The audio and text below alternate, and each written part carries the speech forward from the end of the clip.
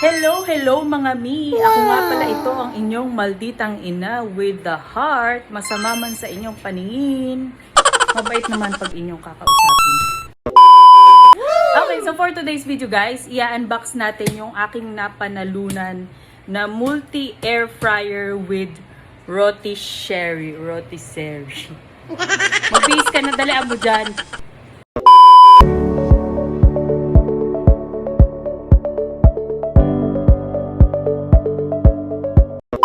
Okay, so ngayon guys, i-unbox na natin yung ating multi-air fryer XR with rotisserie.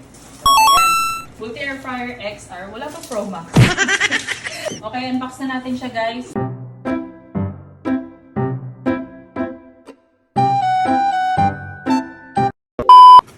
Alam mo ba, pangarap ko talaga magkaroon ng air fryer. Since nung nauso siya nung pandemic. Naalis na natin siya sa mga box mga mi. So, eto na siya. So, buksan na natin siya.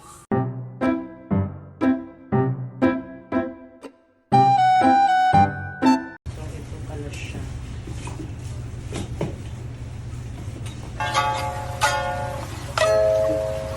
May kasama siyang trash can.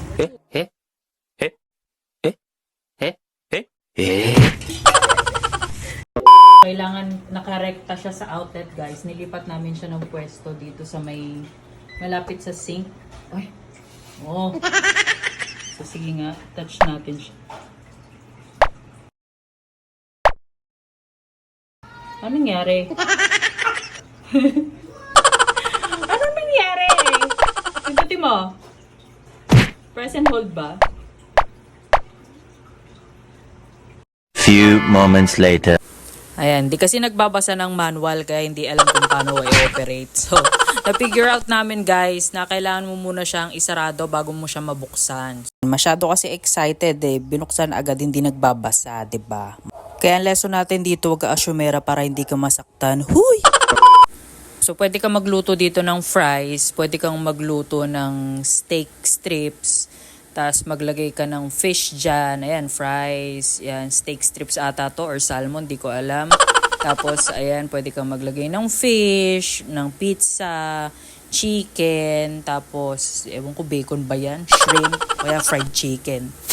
So, itong multi-air fryer natin with rotisserie, meron siyang kasamang 3 tray sa loob. Pero yung pangatong tray, yung nasa pinakababa, hindi mo pwedeng gamitin yan panluto kasi tagasalo yan ng mga excess oils o kung ano mang malalaglag dyan. Yung dalawa lang sa taas ang pwede mong magamit dyan.